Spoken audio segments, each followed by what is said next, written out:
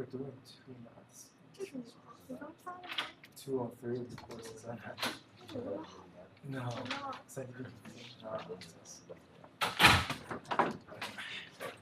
What's on that?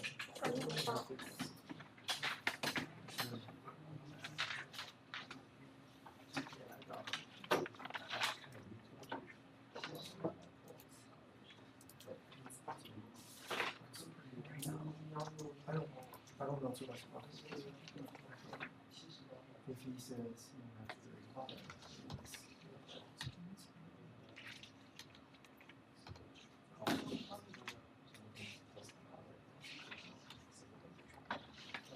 You want to take it back?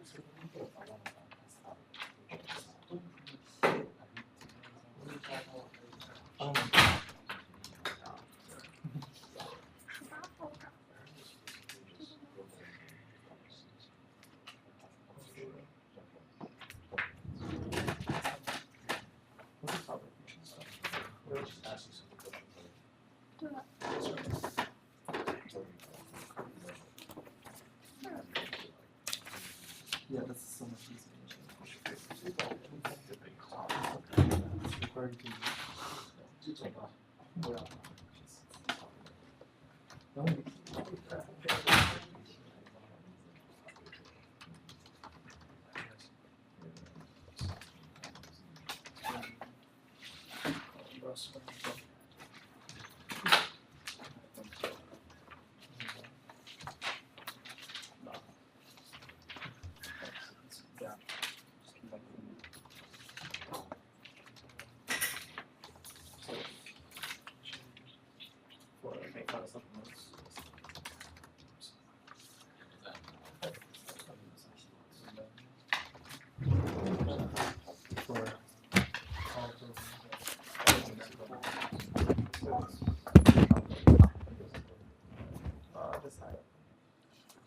No.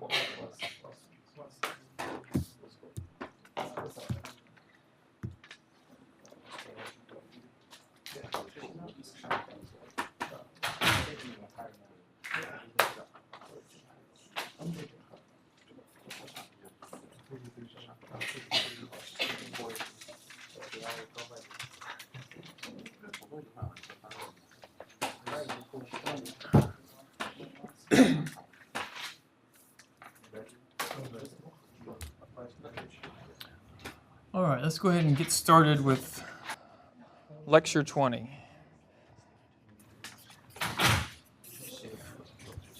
Last time we were, you guys ready over there? Yep. Right. Nope, not yet. another minute or two. Not ready for this. Right. Well, if you missed Wednesday's Halloween, we stopped early so we could stop early for candy, but we didn't quite get through everything. So what we're going to try to do is pick up kind of where we left off with the thread and finish it. And where we're going with all this is try to tie back what is actually going on with the discrete Fourier transform. And it's kind of more of a process than it is an algorithm, if you want to look at it more, I guess, rigorously. And then we're going to try to tie it back to discrete Fourier series today, finish that, and start using it. So where were we last time? We were saying that one of the things that we hopefully got from last time was if we sample, or sampling the DTFT, and it looks like a discrete Fourier series. And that was one of the takeaways from last time. And we're just going to kind of sketch very briefly what I guess the manipulations that we were using that got us to where we were when we quit. And we said if we sample the DTFT of some spectrum, and we'll sample it like this, so we have maybe n samples, 2 pi k over cap n, and we can kind of plug this into our DFT expression here. And this is our generic, where this omega is going to be converted to this. If omega is 2 pi k over n, then we get what looked like a lot like the discrete Fourier series. And so that was x with a little tilde on top, the tilde meaning that it's periodic. That was e to the minus j 2 pi k over cap n, and there's an n in there.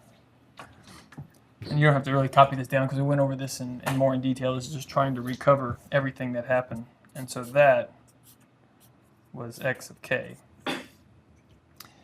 And the interpretation was this x of n was just one period of x tilde of n. And once we realized that, we said, okay, that's interesting. But once we get in these samples, can we actually resynthesize x tilde? And we think, yes, you would be able to because it looked a lot like this, and we know we can synthesize the discrete Fourier series. So the question was, can we synthesize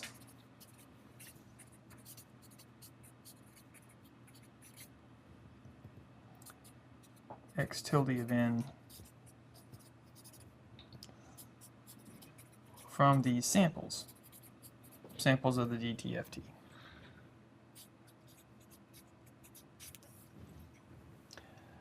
And that took us on a little bit of an aside, but the first thing we were trying to do was say, well, I'm going to take the inverse discrete Fourier series of the samples of the DTFT. And that was what we were trying to do. And along the way, we developed I guess we didn't develop it, but we derived a useful identity. So we ended up having to apply, or we applied last time, an identity that turned out to be useful, which was basically a infinite stream of these impulses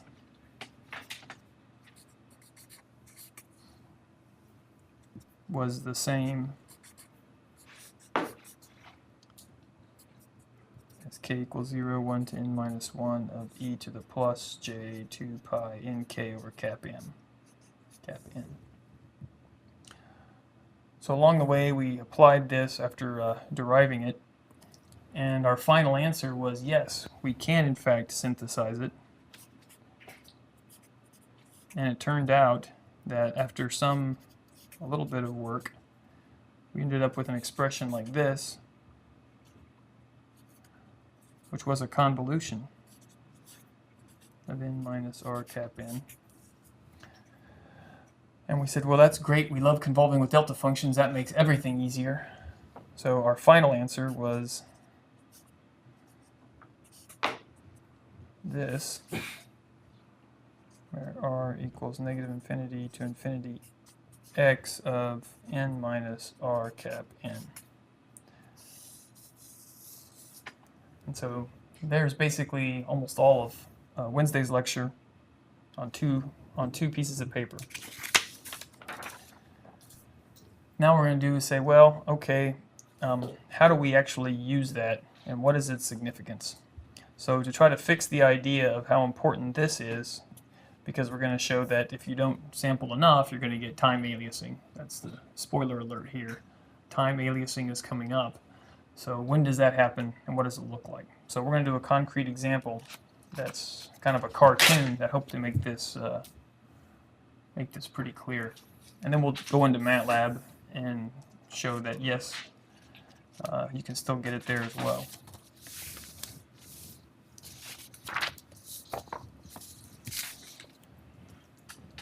So let's do a pretty simple example.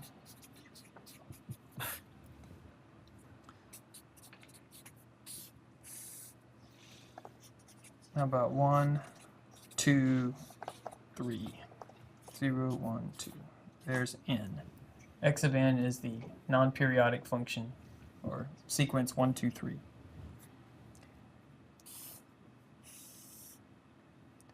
If we were to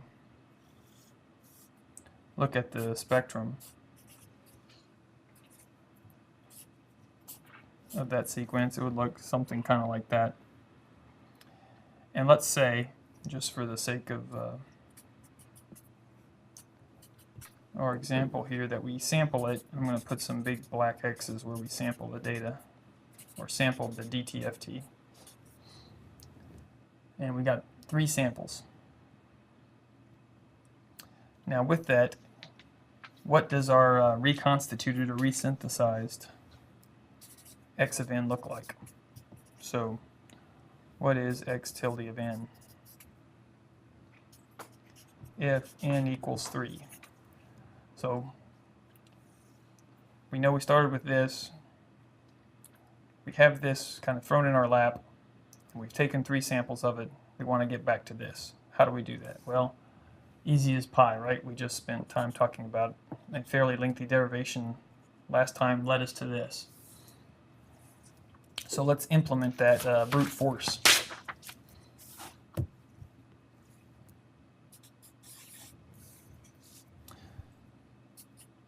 So xn of tilde is just this infinite sum.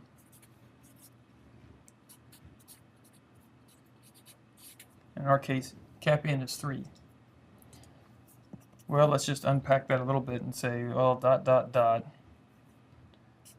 x of n plus, and let's just use r is -1, then r is 0, then r is +1, plus dot, dot, dot. So we've got an infinite summation of these versions of x of n. So just for fun, let's go ahead and plot just a few of them. And I think what I'm going to do is put it on another piece of paper so we get the full effect here. So x of n plus 3 is what? 1, 2, 3 shifted back by 3. Right? So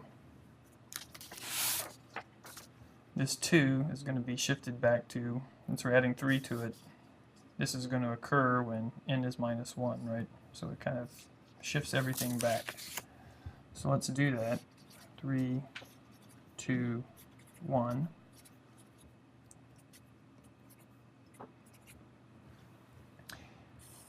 And of course we know what it looks like when x of n is just 0. No shift.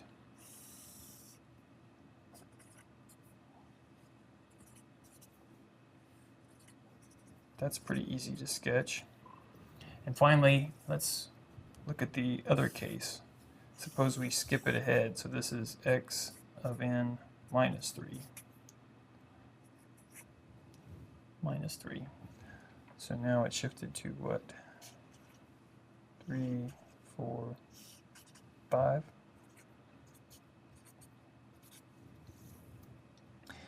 Now this is just 3 of this infinite number.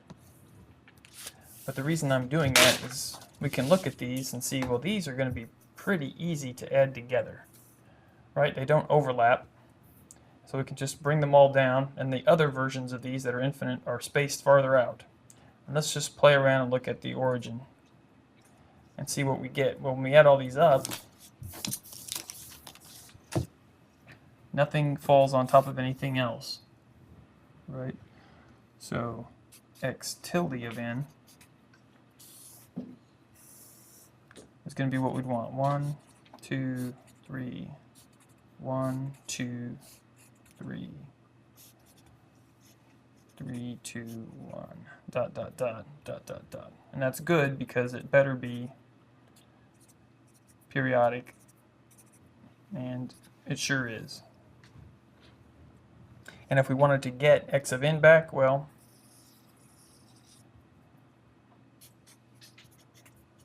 is 1 period of x tilde of n. So we can just reach right in there and grab out 1 period, and we've got back to where we started by sampling the DTFT. What is R? Oh, R is just an index, so it's going from -infinity to infinity. And so in this case, what R was -1, R was 0, R was +1 in our little plots.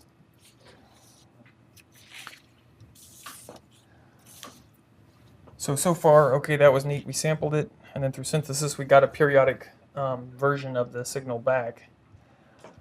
We used 3 samples, and that was great. Well, let's see if we can be more parsimonious. What happens if we use, if 3 is good, 2 must be better, right? So let's try if we can get away with 2. So let's let n equal 2. So now we're using 2 samples. Well, when we start sketching this, x of n plus 2. So that's going to shift everything back. 3, 2, 1. So that's 0, minus 1, minus 2. And that makes sense because when you put in n of minus 2 plus minus 2, 0, so x of 0 is 1. Minus 1 plus 2 is plus 1, x of 1 was 2, and so on.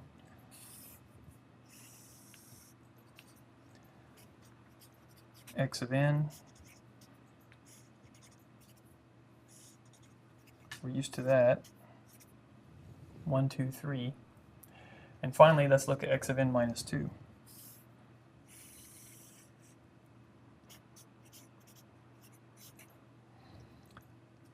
So that's going to end up shifting it by 2. So when n is 0, or when n is 2, that's going to be 0. 1, 2.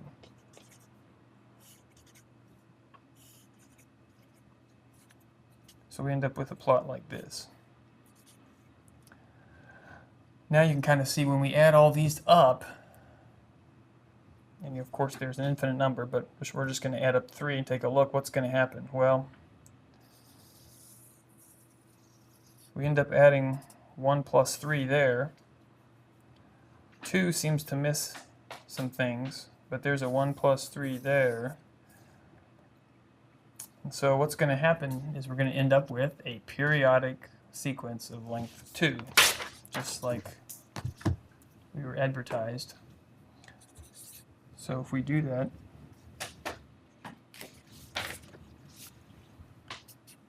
x tilde of n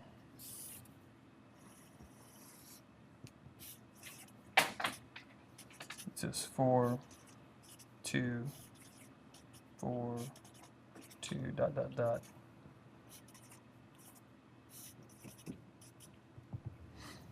And so on. So now x tilde of n has period 2. And if we extract, we go in here and we pull out one period, well, x of n, or x tilde of n, is not a periodic version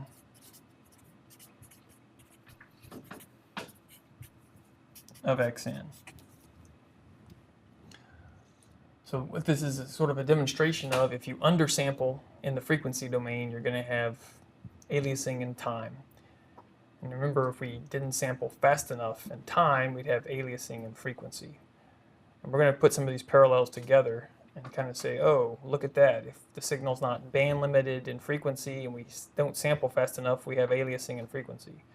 Well, if the signal isn't, compact or finite in time, and we don't oversample enough in frequency, we'll get time aliasing. So we're going to try to tie all these together. So let's write down, if the frequency domain is undersampled,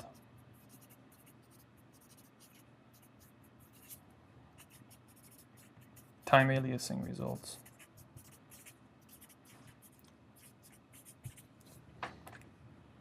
So now I'd like to go to slides here.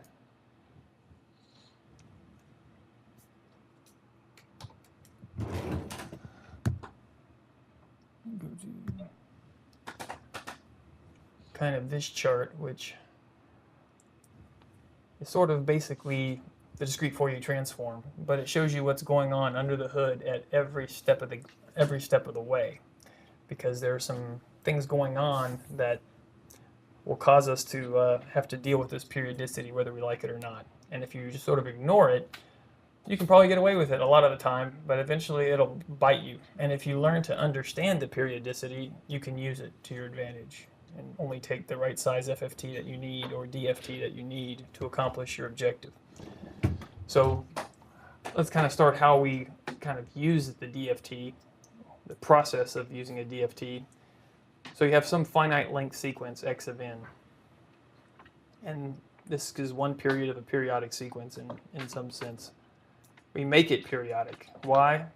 Because we have all this theory about the discrete Fourier series. So we can go to this step here, apply the discrete Fourier series, and get this periodic discrete Fourier series representation. But instead of the overhead of following these things around with periodic sequences and talking about them all the time, we just extract one finite length period and say, ah, we're done. This is what it is. And so now we're on the frequency side.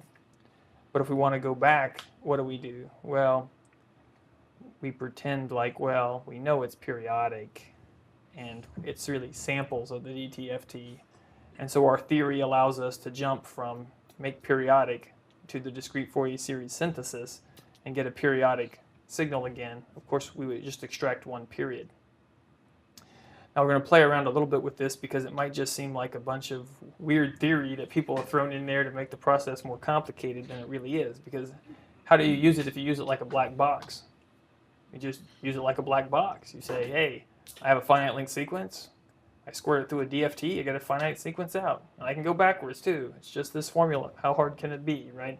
Well, you're going to see that if you just treat it like that, you can you can get into trouble sometimes.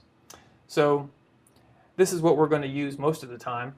But since you went through DSP theory class, you know, well, there's really a periodic nature to it that we have to account for sometimes, or we can exploit if we need to. But in reality, well, we can use this DFT, I guess not in reality, but we're going to use it a lot of the time, just like this. And I'll just assume that you know that the periodicity is going on underneath it, and that you can have either aliasing in time or in frequency. And I think what we're going to do is show that as you get closer to the end of the course with our applications, sometimes you can have time aliasing. And you've budgeted for that. You've decided, you know what, I don't care about certain samples of the output. I don't care if they're aliased, in fact. And so you just throw them away and use what you need. And we'll talk a little bit about that later. So I think with that under our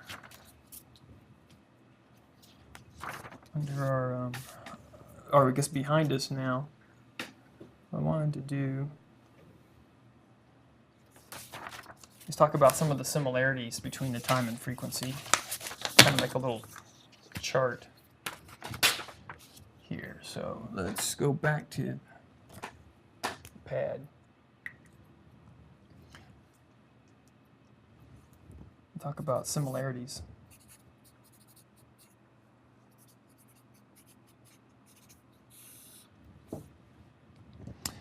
So if we recall in the frequency discussions that we had,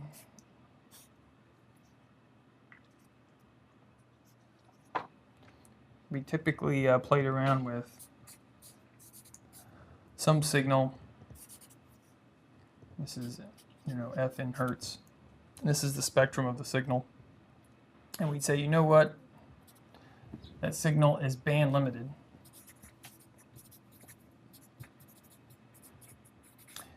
And of course, in this class, we got a little bit into what does that mean by band limited exactly, you know, at some level of attenuation that you don't care about anymore. And then we talked about, okay, if you sample this signal, you're going to get the shifted copies minus f naught plus f naught. And we could do this. What was that? The height is 1 over t. And the key here was this was 2f naught. And so, kind of at the beginning of chapter 4, we went through this and said, well, there's no aliasing if Fs, the sample rate, is greater than or equal to 2F naught. And the big and was XF is band limited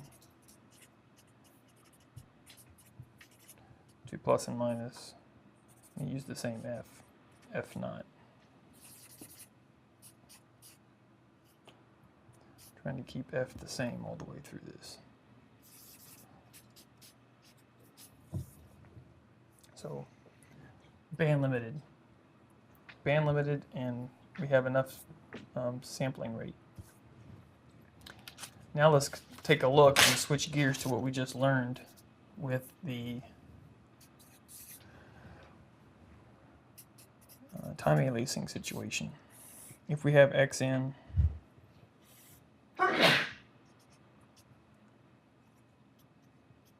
and we have n samples of it, that's good.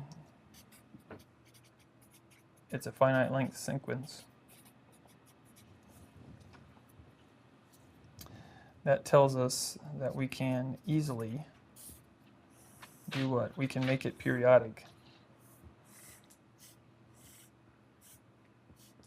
Dot, dot, dot, dot, dot. And so we have our periodic version.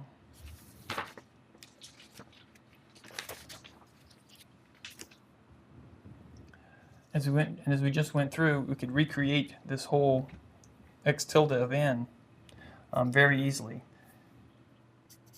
If a number of samples, we'll call that L,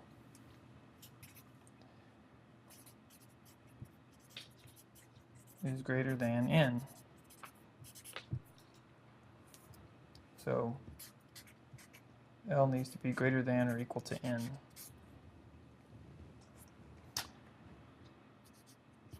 So if we have that situation, the number of samples L is greater than or equal to n, and x of n is finite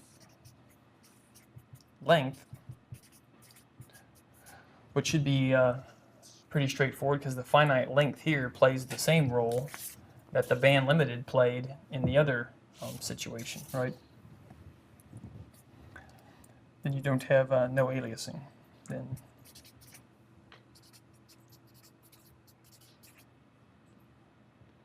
you get the condition for no aliasing. So let's kind of put it together in a nice little table where we try to show everything all together. So I'm going to say to prevent aliasing,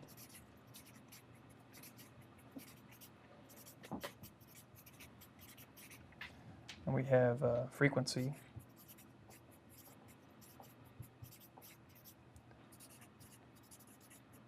domain, and then we've of course got time domain.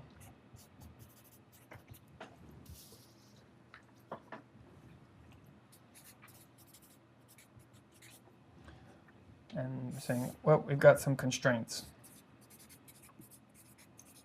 some things we have to live with. So the first one, XF is band limited. And our second one was the sampling rate had to be greater than or equal to 2F naught, where I guess the bandwidth was equal to plus and minus F naught.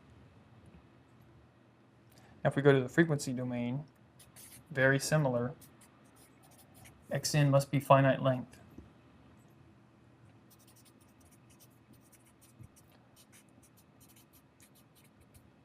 Or finite duration or length, n, some number n. And the number of frequency samples must be greater than n.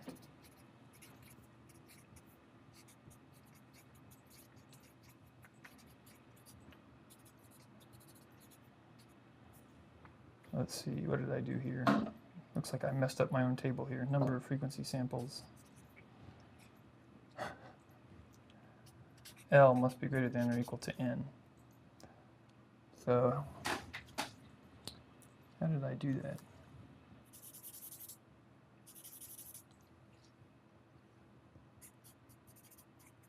This was the time domain constraints. I don't know sure what I was doing there. And these are the frequency domain constraints. So my boxes are all messed up, but hopefully you can see frequency domain. We have stuff that we know and love from chapter 4 beginning. X of f is band limited, and we have to accept the Nyquist rate constraints.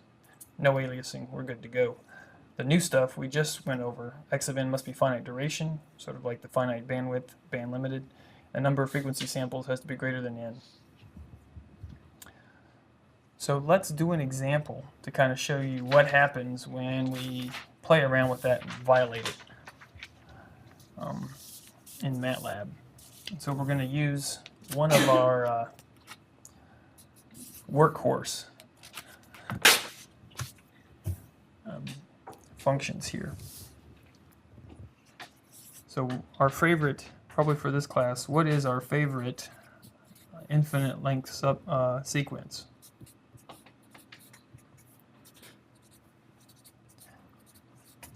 Arguably that one, right? A to the n u of n, one of our favorite. So if you recall, this one is pretty easy. So 0 to infinity, because I'm going to use the unit step. So I have a to the n e to the minus j omega n. And so I think we can rewrite that as a e to the minus j omega, all raised to the n. And then finally, using our infinite summation formulas,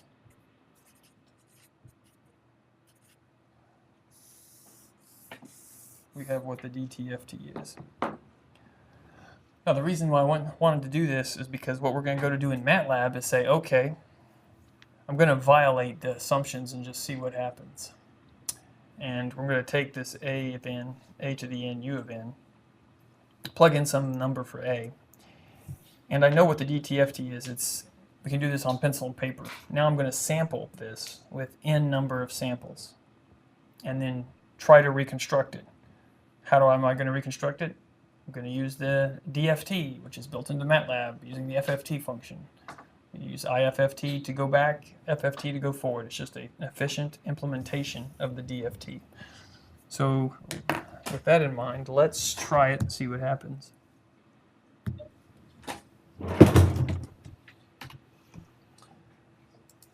And do I have MATLAB open?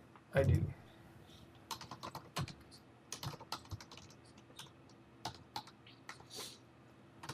So let's try this. So for us, let's do it with 4 samples and see what happens. We're going to reconstruct that entire thing with 4 samples. And so if we're doing that, everything in the world in discrete time exists between 0 and n minus 1, right? So we need n as our index. Now I'm going to sample that Fourier transform, the 4 places, right? So I need to get 4 frequency values that I want to get. And so I'm going to start at minus pi. I'm going to go from minus pi to plus pi. And that's what? Pi minus 2 times pi over n. So you kind of see I just sort of spaced them out across the frequency axis. Now we go back to our pencil and paper and say, well, what is xej omega?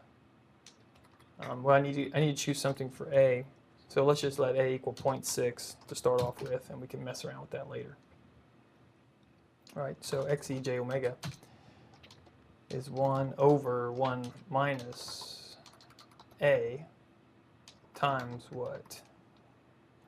Minus j omega.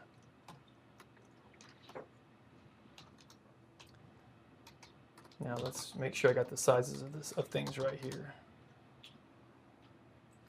Oops, looks like I had some stuff in memory.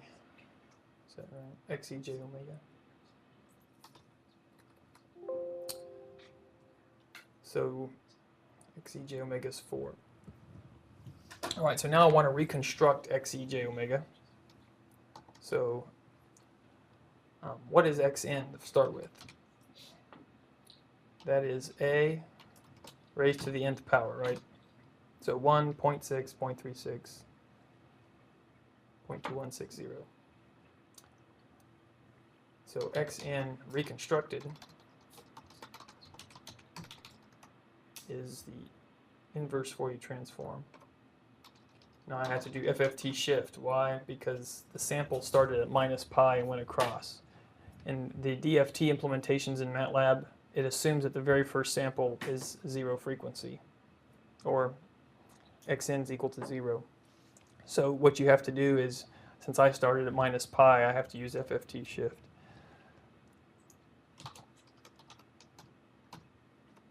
Now that's xn reconstructed. So let's go ahead and plot those on the same plot and just take a look at them. Now there's a little bit of round off error in this FFT business, and so there's a very small imaginary part. But let's go ahead and look at that, hold that on, and then plot just the real part to get rid of the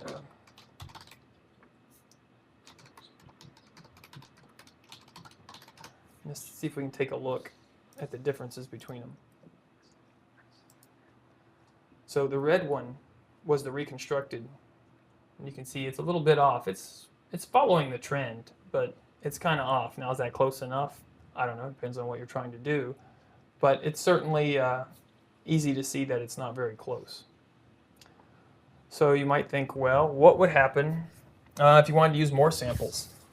Could we get better? So just for giggles, let's let n equal 10. And so we have to let's see if we can find, we got to get that again. We have to reconstitute xej omega. Whoops, I forgot to get my 10 samples of omega again. All right, we've got 10 samples of omega. We've got to sample the Fourier transform again. So we've got that.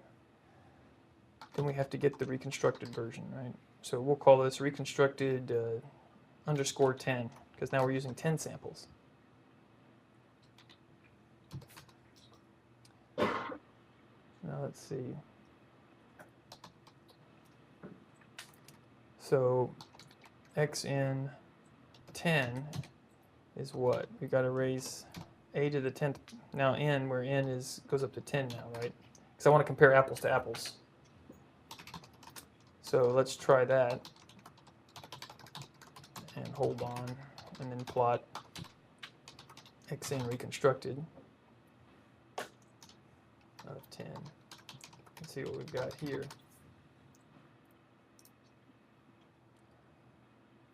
Looks like something went awry here. Let's see. xej omega.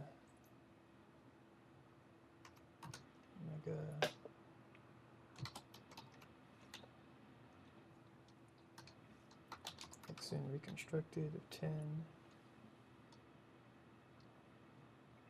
T-shift. Constructed of 10. Oh. Didn't do the real part. So MATLAB pulled a funny on me.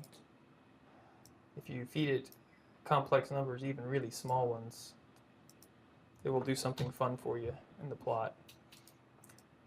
And don't have time for that today, so let's just get on with it. Okay, so let's get back to it. Now you can kind of see, wow, they land pretty much on top of each other. You can barely tell them apart. If we blow this up enough, you can kind of see, okay, 0.604, and the real answer was about 0.6, so it's off by 0.04.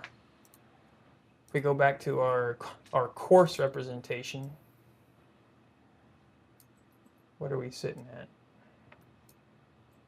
instead of 0.6, it's almost 0.69. So, way off. So just doubling the number of frequency samples in this case gave us maybe a factor of 100 or so improvement in terms of the accuracy. So not that that's a guaranteed factor of improvement, but you kind of see with a pretty simple example how this works. So any questions on this concept? Because we're going to go talk about the homework next.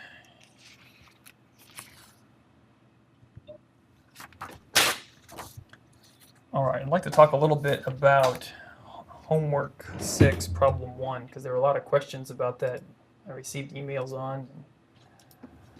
I think I would like to talk a little bit about it because it has some critical ideas that you need for the this entire course. I'm not sure about that one. So I'd like to go through it kind of step by step, make sure everybody is on the same page here.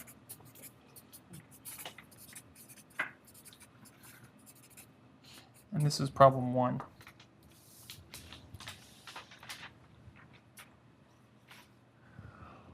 So in this problem, we were given a signal, and it was already discretized, already in discrete time,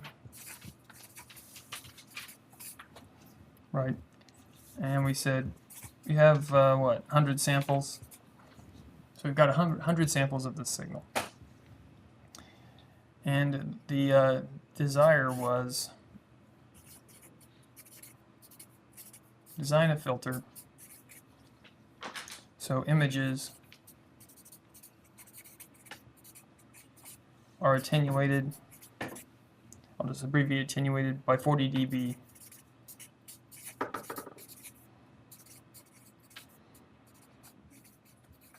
when interpolating by 2. So what? So cap n equals 100. All right. So what we're going to do is kind of go through what I think is the right thought process for thinking about this problem. So we're going to upsample by 2. And this is sort of the garden variety, completely not caring about a polyphase implementation right now, just what does the theory say you have to do if you want to interpolate by 2? And we have this HEJ omega. It's some kind of low-pass filter where it's pi over L. I guess L equals 2 in our case because we're interpolating by 2. So this is pi over 2. That's sort of the setup.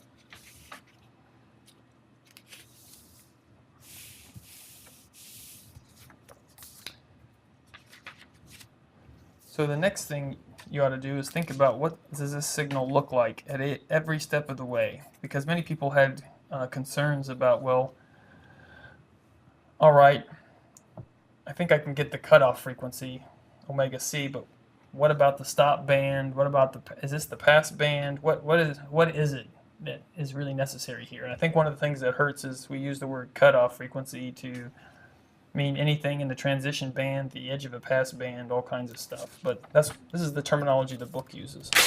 So we're kind of sticking with it to be consistent with the text. But let's just try to use first principles and think through the problem and see if we can make headway that way. So we've got some signal, and what does that look like? Well, we know since it's a cosine, it's going to have these kind of spikes or impulses, minus 0.3 and plus 0.3. But we also know that it's periodic, period 2 pi, because it's a discrete time Fourier transform we're looking at. So we're just trying to get a feel for what's happening here. So let's try to make this reasonably close. That's minus 1.7 pi. and everything's dot, dot, dot. So this is our first step. We know it looks like this at cosine because why? Cosine 0.3 pi n, so the frequency is 0.3 pi. We know cosine is 1/2 e to the j omega, where omega is plus 0.3 pi. Just do the Euler relations, you turn this into two exponentials, right? And those two exponentials are right here. This is just a sketch to try to figure out what's going on.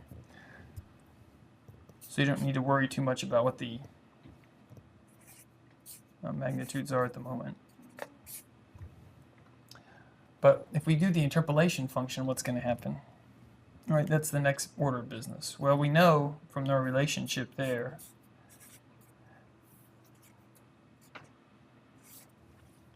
from one of the ones we derived way back at the beginning is this the expanded version of this signal. The expanded version means what? It means it's been interpolated by two, well, not interpolated by two, we've inserted zeros between every other sample, which is the same thing as upsampling by 2 or going through this block. So there's a 0 between every sample of x of n.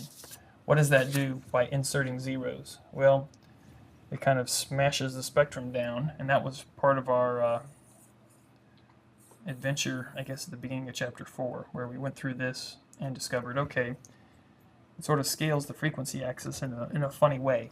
So let's take a look at that. One way to internalize that is, well, the expanded version in the frequency domain is kind of like the regular version of the spectrum, except this factor L speeds everything up. You kind of get there faster, right? L equals 2. So you're kind of getting there twice as fast. So when x, e, j, omega is at, for instance, if omega equals 0.15 pi, and L equals 2, then you get omega, which is 0.15 pi, times 2, which is 0.3 pi, which is right there. So that's one way to think of it, is it's smashing everything by this factor of 2. Well, let's see, 170 is what that's 0.85 pi. This 2.3 divided by 2 is 1 point something pi, but I don't care because now it's outside plus and minus pi. And everything is periodic at that point.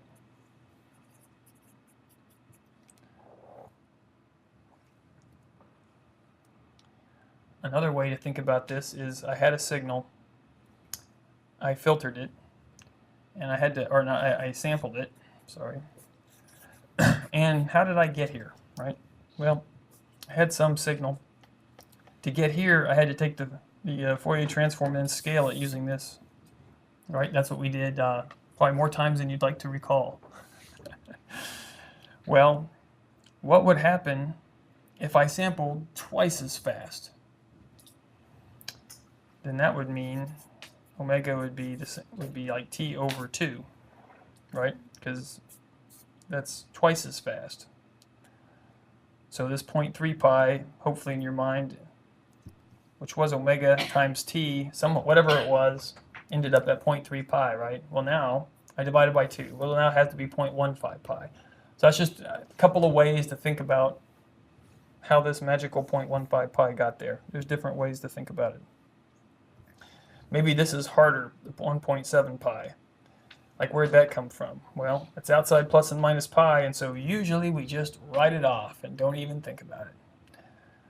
And we do until we do this interpolation step, and it smashes the spectrum down, and stuff that was hanging out outside now is inside the friendly confines of minus pi to plus pi, so we have to sweat it. So now that we have that in mind, and these are called images, these are the signal you don't want. So the signal we do want is 0.15 pi. That was the original 0.3 pi interpolated by 2. We don't want that thing. So let's blow that plot up and concentrate on what sort of filter we designed to take care of it.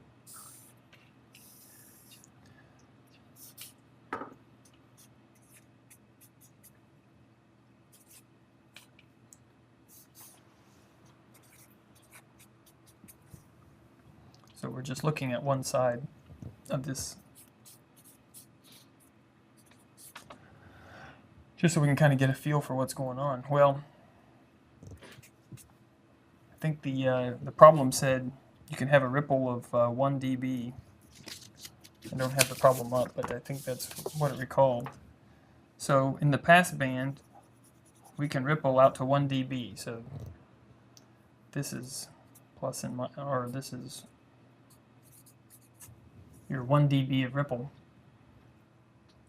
This is the image frequency we're trying to get rid of. So as we come through here, that needs to be minus 40 dB when it hits 0.85 pi. So hopefully that helps us think, well, the stop band, omega s, is 0.85 pi.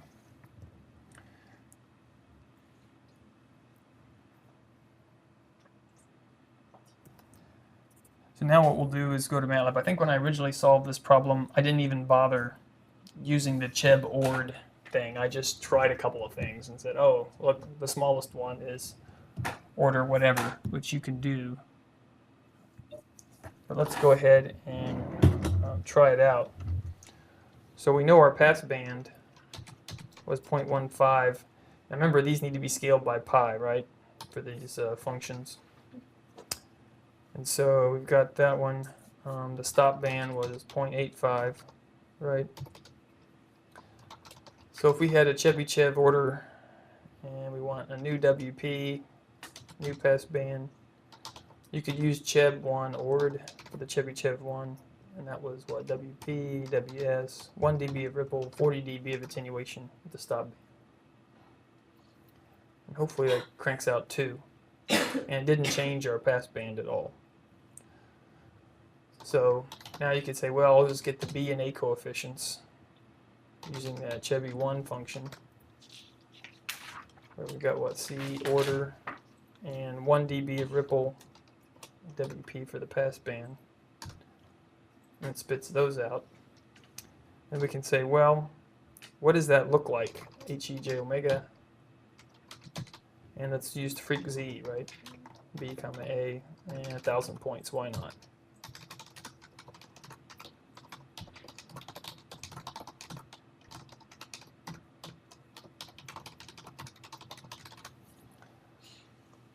So does this look right?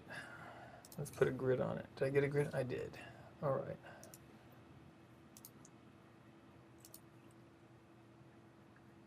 And we want minus 40, so let's see if we can see this. Minus 40 down here is close to, well, by the time it gets to 0.85, it's minus 48 dB, so we overachieved there. Let's look up here. Did we get the right filter?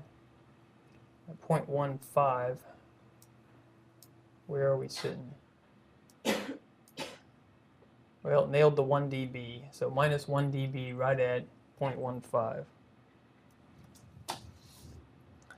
So that's kind of what we want. And I guess the other thing to take a look at is, let's feel comfortable about this expanded signal business.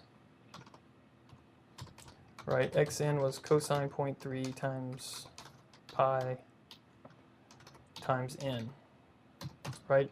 And if we wanted to look at that right off the bat, let's make another, let's go back to what I was talking about before and make a minus pi, 2 times pi,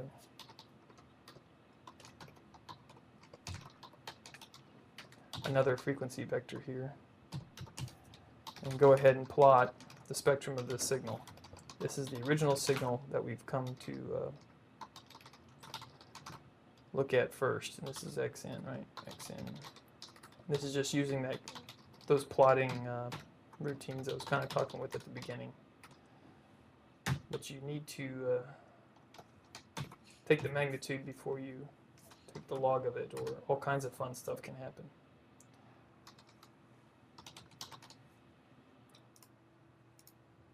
So let's take a look at this. All right, we've got our 2 big peaks as requested at 0.3 and minus 0.3. All right. And that's kind of irritating, so let's do a y limit on it, like minus 30 to 50 or something. I don't know. I just don't want it to put up with something that make it look ugly all the time. Okay, so we've got our signal. Now what are we going to do? What we wanted to do was upsample it by 2. So let's hold on and take a look at it when we upsample it by 2.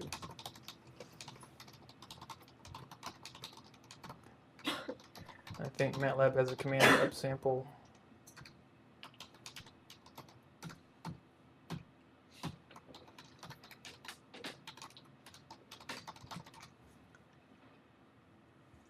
And let's see.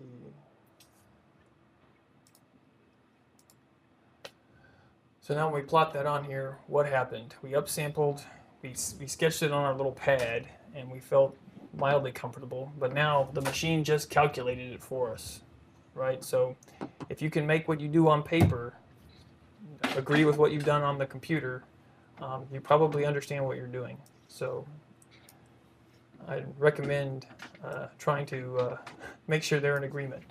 So if we look at here, 0.85, yep, we got a spike, it's okay.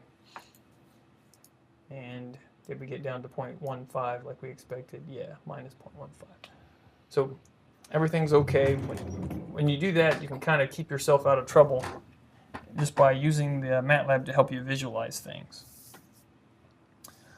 Let's see. Any questions about that, the homework in general, or anything? Yes. One-on-one help, considering functions in MATLAB.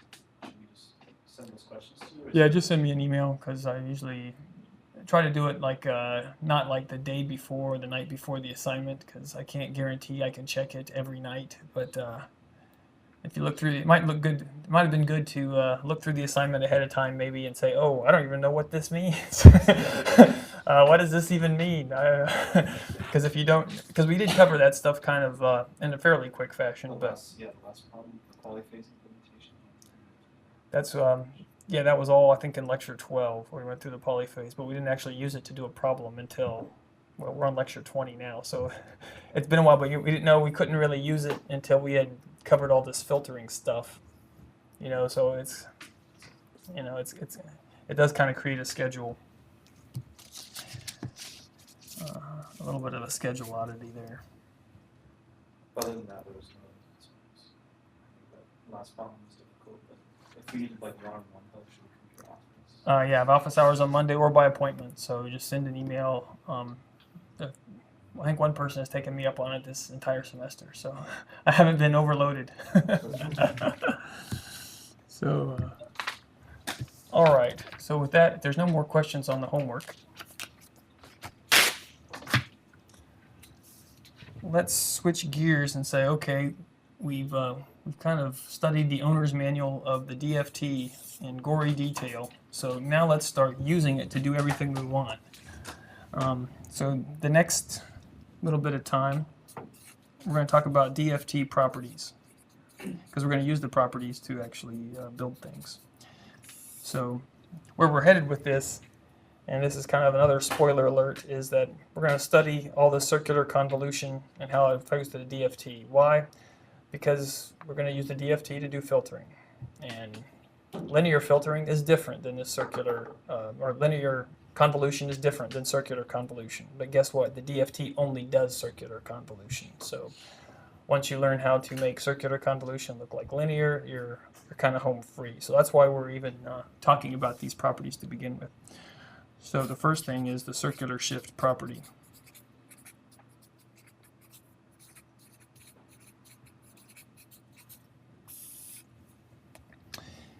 And this basically says if we take the DFT of some version of x of n, but this version of x of n has been shifted, n minus m. We're going to do an example of this in a little bit in MATLAB, of course, just to kind of see how it all pans out. It's the same thing. If you take the DFT of this, it's a shifted version of the original. So that's your 2 pi k. m, that shift, divided by cap n, all times the DFT of the original sequence that's unshifted. So that tells you if you take the inverse DFT of both sides, you can get the shifted version of the sequence by inverse DFTing this entire expression on the right side. So if we were to kind of do that, let's do an example where m equals 2. So we're going to shift the entire sequence by 2. And n will be 4. So we'll have a very short sequence. So x of n is, I think I'm going to use 1, 2, 3, 4. Why not? So we've got our x of n. And k is our index. I also like to use n as an index. So let's now apply this. So kind of in steps, capital X, K, I like to use that to mean the DFT or FFT of Xn. So we've got that. Now, if I'm going to shift it, I'm going to have to, we'll call this the shifted one. So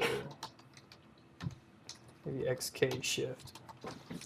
Why? Because that has that's exponential kernel applied. So that's 2 times pi, right, times m. And that's all times k divided by n. And we multiply that times what? The xk. So now we got the shifted version. So how do we, whoops, I forgot to put one I. It doesn't like I1. And you have to do element by element.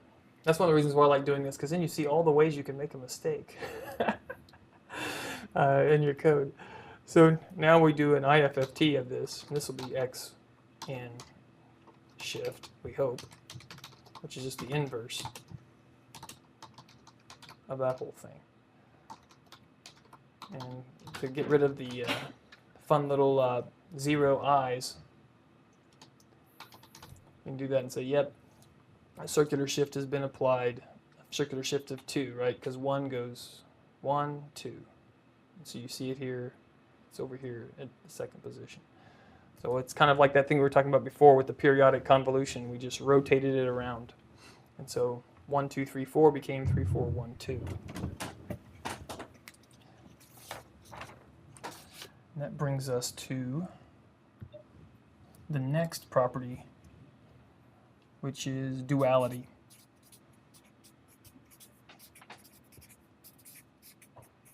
We talked briefly about duality for the discrete Fourier series, and you can imagine, since the DFT really is just a discrete Fourier series with kind of a gentleman's agreement to just forget about the periodicity and just pretend it doesn't exist for the most part. So if we have x of n and it's a DFT pair with x of k, then there's a special relationship between x of k. If we treat x of k, I'm going to make it a capital X and a little n, and this is sort of a maybe obscure use of indexing, but I'm doing it to show that I'm pretending this x of k is a time series, for the purposes of showing that if I take the DFT of this, it is n times the time reversed version of the original sequence.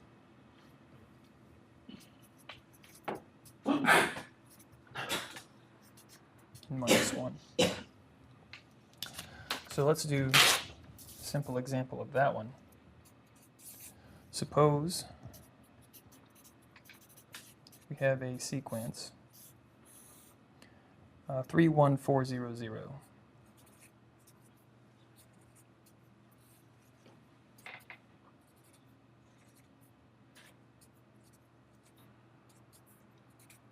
So the sequence is of length 5. So n equals 5. And we're going to compute or I guess look at the duality applied in this case. So if x of k is the DFT of x of n, I'm going to go ahead and say, and I think I already said this, but I'll say it again, right? X of n is x of k treated like a time sequence. It's kind of useful to say that because then you think, okay, I'm going to do something to that I would do to x of n or to some kind of time sequence. So it kind of helps keep the context alive. Otherwise, if you see x of k, you should be thinking, what makes sense to do to a sequence that's frequency samples? So duality states that if we take the DFT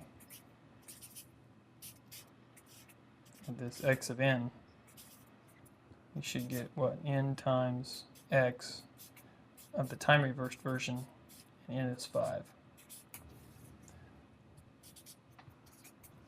So let's go ahead and do that time reversal in the discrete.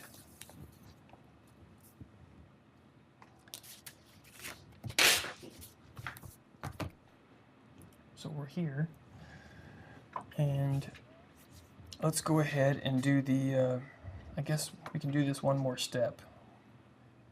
What is x of n, this big capital X? Well, if I bring down the DFT, this is really just another DFT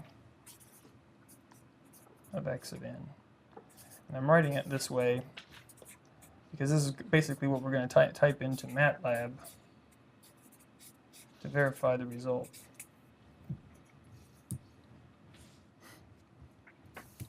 So first, how do we get this quantity here? So we got to get the time reversed version.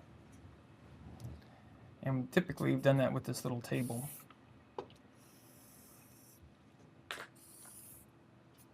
So what, 0, 1, 2, 3, 4. And so if I have x, I guess it doesn't matter if this is k or n.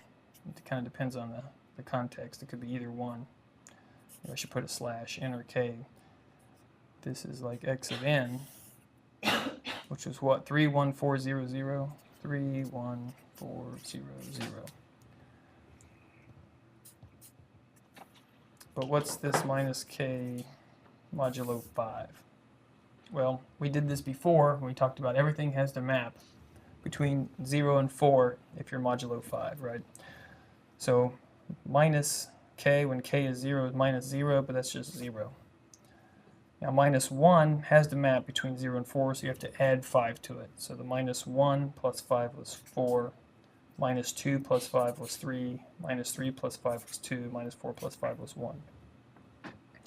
And we're going to kind of see as we go to this, let's see, now we got x of this time reversed version. So when the index is 0, we go to x of 0, which is 3. When the index is 4, k or n, the output was 0, right? When the index was 3, x of n was 0. The index of 2 is 2, it was 4. And when the index was 1, it was 1. Now just sort of as an obvious pattern, I hope that you can see, is that when you take the reversal of this, it just takes the index, puts down 0, and then reverses all the rest of the indices. So let's go ahead and form the next part. So that's,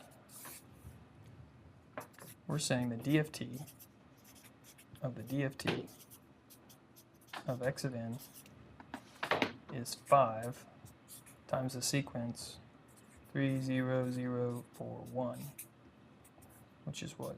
15, 0, 0, 20, and 5.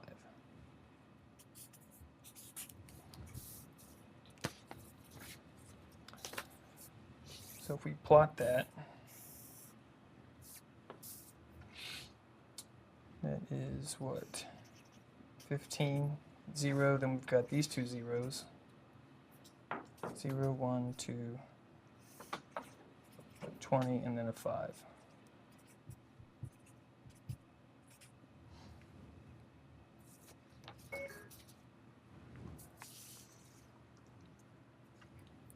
So let's see if we can do this in MATLAB pretty straightforwardly.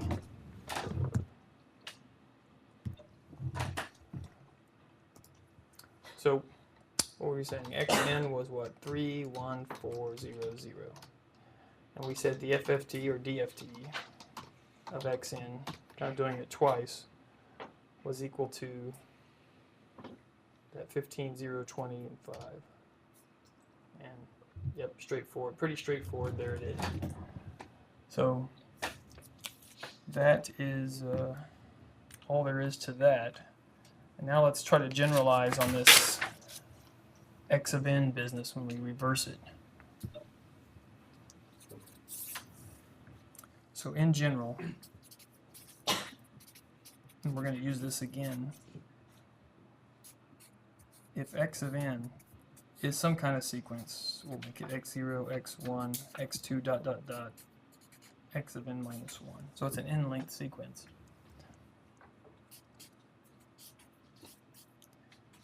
If we modulo that modulo n, we end up with x0, xn minus 1, xn minus 2, dot, dot, dot, back to x1, which is the final one. And so if you once you get used to using this, makes your life a little bit easier for some of the things we're going to do. So I think what we'll do is we'll go ahead and stop here today, and tomorrow pick up with symmetry properties and periodic convolution.